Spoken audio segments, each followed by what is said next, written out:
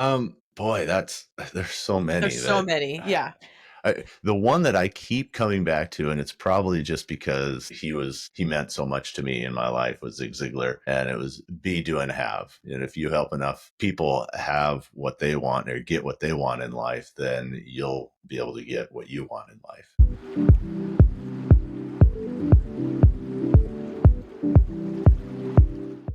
Hello, everybody. Welcome to the show. My name is Tiffany Alexander, and this is Unveiling Journeys. I am so excited because I get to hang out with you guys, and you get to hang out with me and my guest, Graham, today. As you know, I love the power of referrals and networking, getting to know some incredible people who I've met over the last year. And I can no longer be quiet with how darn cool they are. And I need to share them with you because I have to shout to the rooftop. So this is one of those people. Like, just when you feel that connection, you're like, wow, what you're doing is amazing. I need to tell more people about it. That's who I've brought on today. So with that, thank you so much, Graham, for coming to spend time with me. We get to unveil your journey today. Tell us a little bit about who you are right now. What are you doing? Right now, my wife and I lead a faith-based mastermind for business owners and CEOs.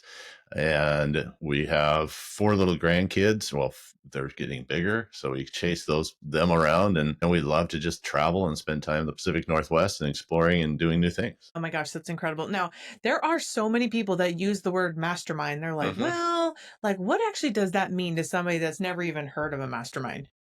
Yeah, it's interesting. There is a very successful business owner that he has a $22 million company. He came to, and we bumped into each other at a Spartan race of all places. And he said, I've never even heard of the word mastermind.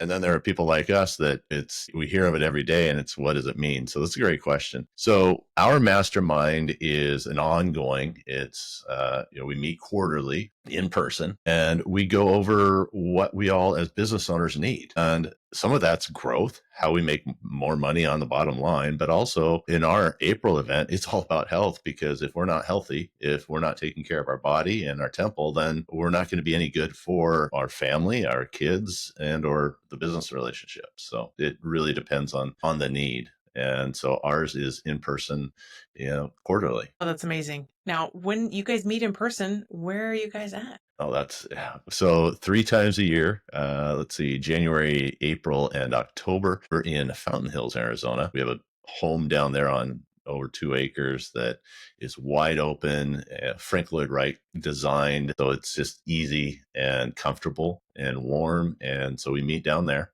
and we meet for dinner on Wednesday, all day Thursday, from starting out, if you want to, working out, to finishing up with yoga or something in the at night. And we work on different things. And then Friday we have a leadership panel. The last leadership panel was talking about business growth and different things that they are doing for that. This one is, we have some doctors coming in. So we're going to talk about trauma. We're going to talk about our body. We're going to talk about probably peptides, because they're popular right now.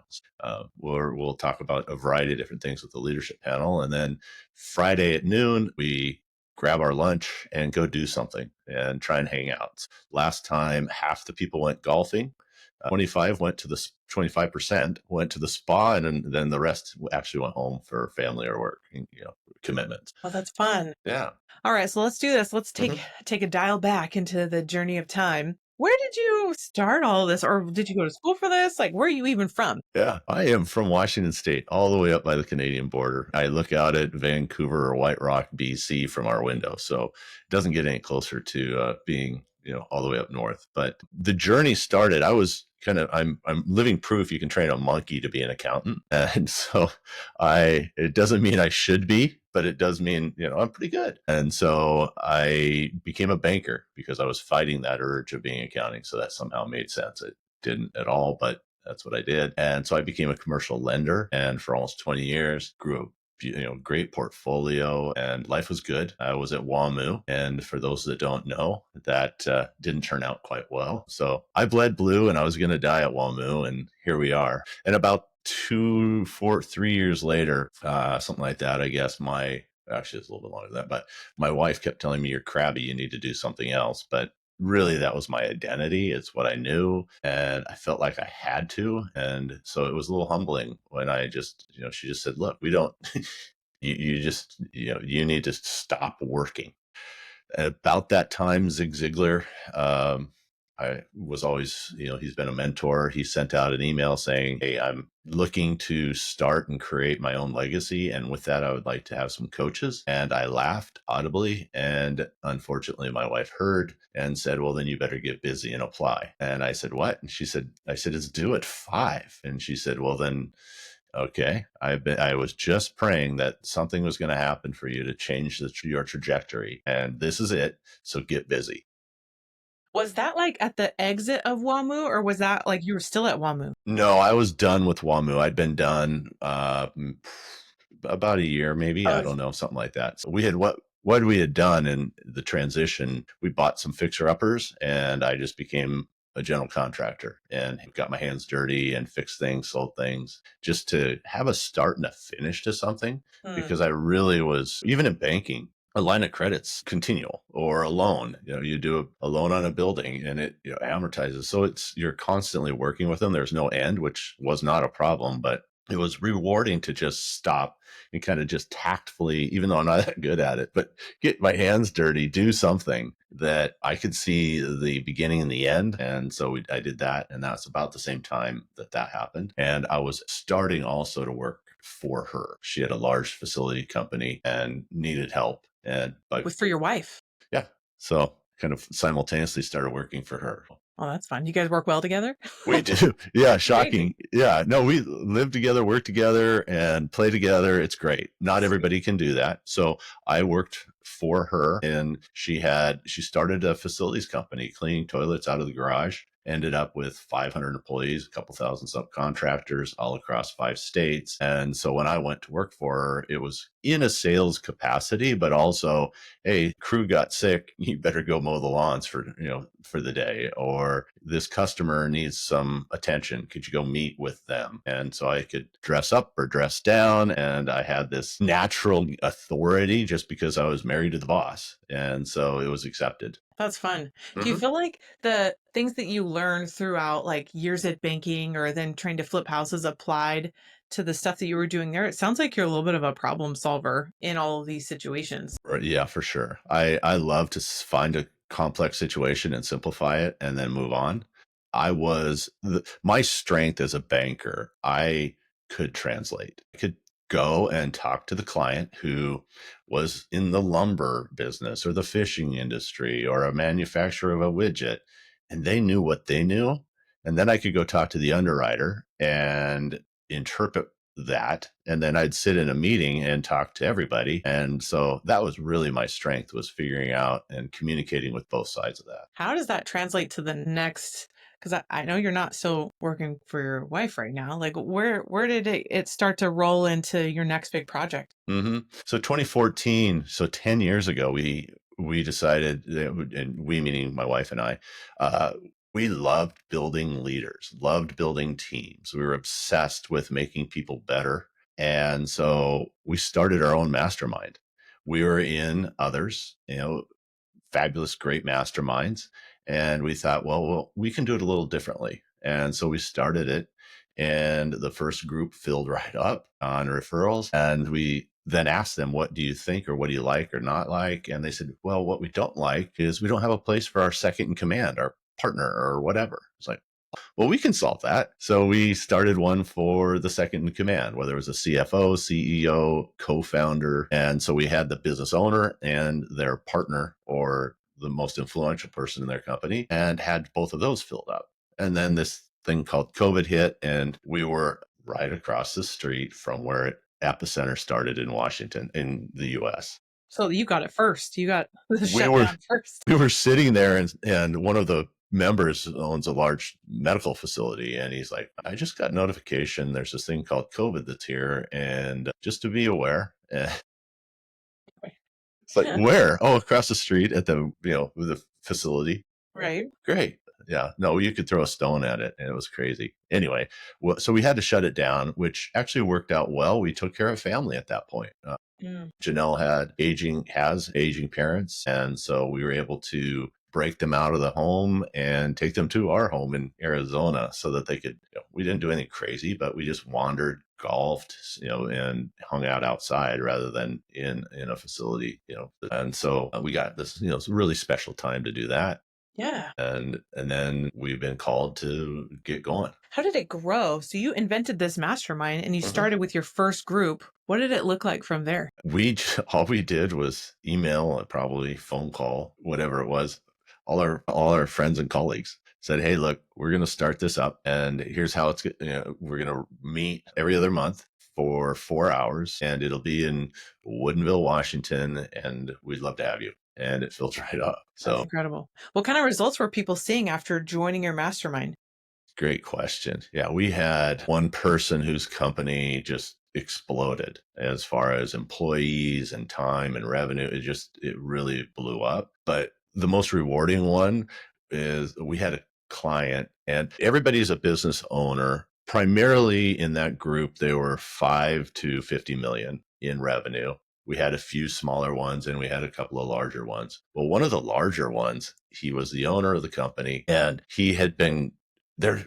Always these challenges, always, well, tomorrow I'll take care of my health. Tomorrow I'll go to the doctor. Tomorrow I got to finish year end. I have to do the taxes. I have to this HR issue. Oh, we just bought 2 more companies. We're going to roll them in. So after the 2 years probably of looking, he came into one of our meetings. I just looked at him. I said, "You don't look well." And he said, "Oh, I'm okay." I said, "No, you need to go to the doctor." And so the doctor I just mentioned said, "Yeah, you probably need to get a checkup. You need to go to your annual." So we rallied around him, and after, spending the day with him, convinced him that he would. The next day he made the appointment and went in, and he found if he had not gone in, he would have had the widowmaker and died Ooh, within a gives me couple of chills. weeks. Yeah. So that was kind of the most rewarding of all of them, because Yeah. now he gets to spend time with his family, his wife, his grandkids, and he sold his company. He, rather than continue to work, he went, "Wow, okay." And he was, it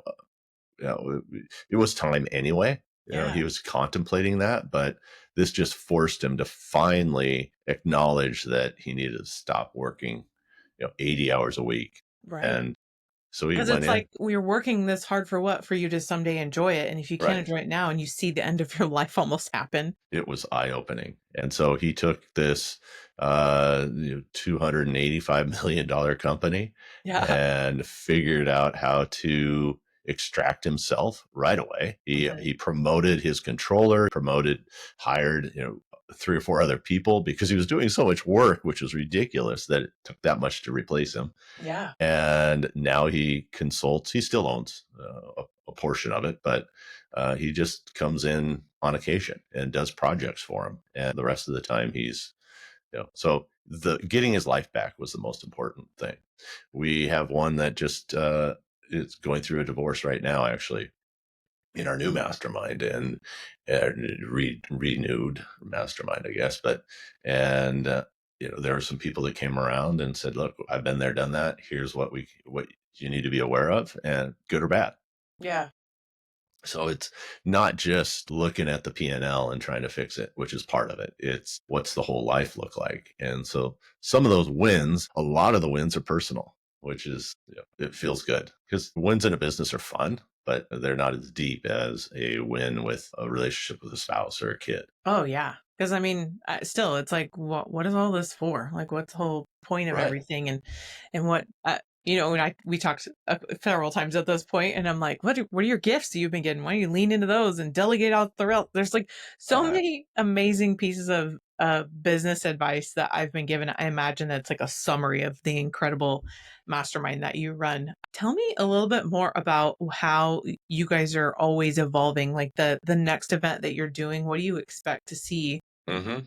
for the people that are coming, and how big are they? Good question. Yeah. So we're always learning. We're always exploring. We're always trying to improve and do new things. I mean, that's just, Janelle and I are wired that way. We went to counseling before we were married, and the counselor said, "Well, if you two don't kill each other, you'll do great things."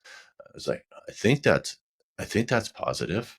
That's funny. I love that so Anyway, much. so we are always pushing each other. We're very competitive with each other, and it's fun. And so if she does something, I got to try and do it better. And I say that because that also is how we force ourselves to improve our mastermind, because we go to these great masterminds and we still are members and we love them, but but they were missing something. So ours has the foundation of faith, Yeah. family, and impact. It's not just about, oh, how to 10x your business or how to do this or that. It's let's make sure your faith is the foundation of everything. Let's make sure that you're focused on your family, that your kids aren't estranged, and that your wife and husband are, you're getting along, and that relationship is solid. Yeah. And then now let's grow the business so you can have a greater impact. What's the Mhm. impact you're going to make on the world? It's like, oh, I don't need more things. I don't need another kayak to paddle in the bay or something, but what impact could I make? Maybe I could buy 100 of them and give them to kids that can't afford it. I don't know. But so that's the foundation. And what sets us apart from others is we meet in person, and so many of them are great. I love them. But if you look, the founders don't have any kids. They don't have any family. The faith component's not part of the group. And it's just this deluge of amazing, awesome information. And then it's fly, be free, figure it out. And you leave and you're like, now Yeah. what?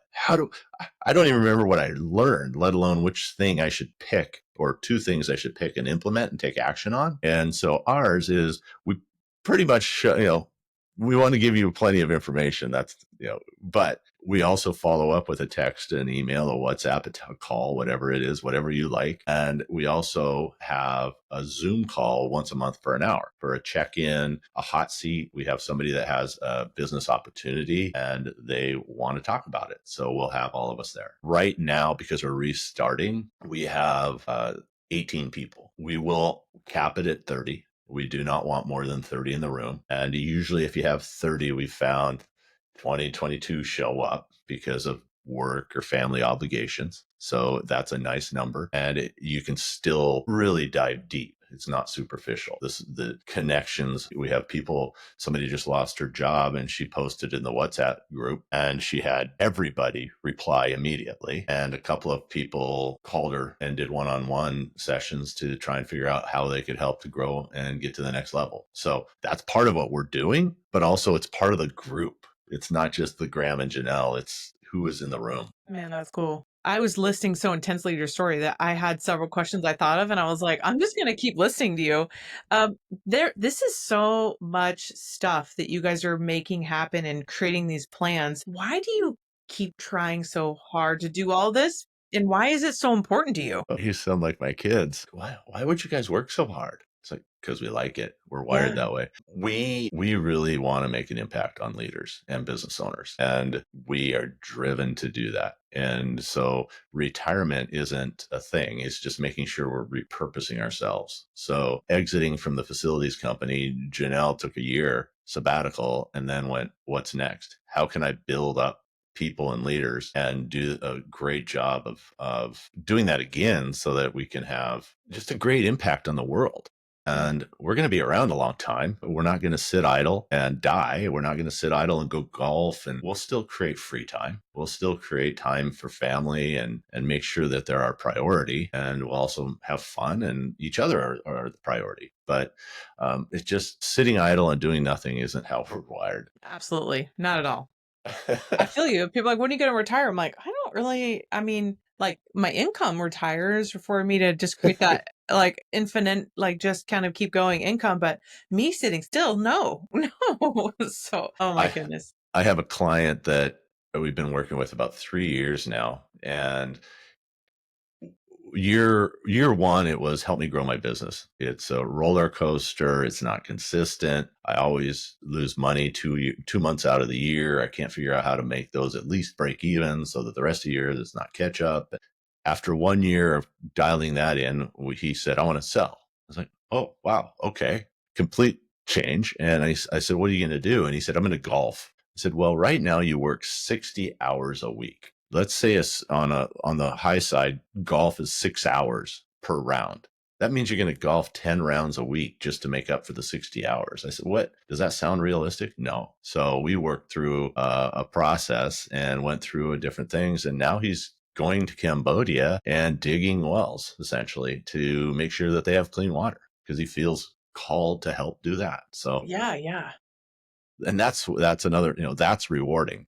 Yeah. for sure. That reminds me of, I think I may have told you one of the books that I read last year, Purpose, Multiply Your God-Given Purpose or Your Mm, God-Given Impact by John Bevere was like, listen, if you know how to do what you know how to do, you can't just kick up your feet with the, pretty foo-foo drink in your hand. right. Like you could continue to share that and repurpose it for the kingdom, like make it go further. And if you've been given the gift of easily having business and money come to you, then double, triple, quadruple, 10x, 100x your giving, like Hmm. don't stop. And that was fun for me to hear because sometimes the outside looking in from people who aren't driven, really competitive and just aspiring for the stars are like, why do you try so hard? So I get it. Right. That's why I ask other people, like, because I know I can do so much more for so many more people. And that's Doug Brackman. He, in his book Driven, talks about the hunter and the farmer, and that there's only about 3% of us that are hunters. And so, if no wonder 97% are going, "Why are you doing this? How come Yeah. you're still working so hard? Why don't you just sit back and relax?" Well, because we're not the farmer. Yeah. If I get one more of those, why don't you just, I think I'm writing a book on how many that I've heard of what is the variety of why don't you just. You should. Why don't you just not listen to God's calling? And then you could have all these different, 8 chapters on why don't you just? Oh, man.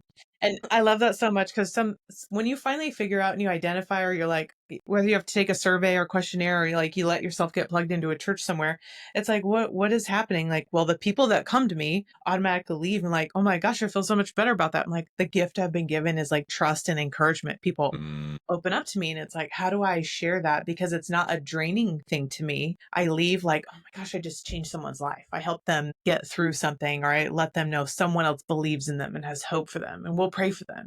Like it means so much to me for that. And I love that you're doing it in a group format. I've never considered doing that because that's not my gift that I've been given. But tell me a little bit about some of the like little nuggets of wisdom that keep you carrying on. I know there probably end up being your favorite books or favorite scriptures. yeah. Boy, there's so many There's so that many. Yeah. the one that I keep coming back to, and it's probably just because he meant so much to me in my life, was Zig Ziggler. And it was be, do, and have. And if you help enough people have what they want or get what they want in life, then you'll be able to get what you want in life. I'm paraphrasing, but I just think if we can continue to give and give of our talents, give of our time, give of our money, because some of us have all, some of us don't have any of those. So what is it that you can give? And if you have the gift of compassion and you want to volunteer at church and help the widows or widowers, then that's beautiful. Or if you want to work in a preschool and help and be a school teacher, that's a beautiful gift.